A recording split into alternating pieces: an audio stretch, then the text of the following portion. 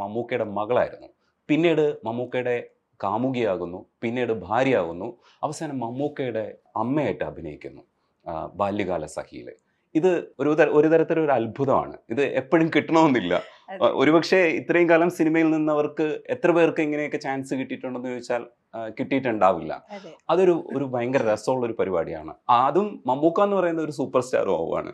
അപ്പോൾ നിങ്ങൾ അങ്ങോട്ടും ഇങ്ങോട്ടും അമ്മയും അച്ഛനും ഒക്കെ ആയിട്ട് മാറുന്ന ഒരു അവസ്ഥ, അത് ഓർക്കുമ്പോൾ രസം തോന്നുന്ന ഒരു പരിപാടി. ഓ, വളരെ രസം. ഞാൻ ഇൻഫാക്ട് അവരോട് ചെയ്യുമ്പോൾ അവർ എനിക്ക് ഈ ഒരു കൊച്ചു കഥ, ആരും പറയാത്ത കഥയുണ്ട്, ഒരു ചെറിയ ക്ലിപ്പിംഗ്സ് ഒക്കെ കാണിച്ച് ഇത് കണ്ടോ, ഇത് ഓർമ്മയുണ്ടോ എന്നൊക്കെ ചോദിച്ചു.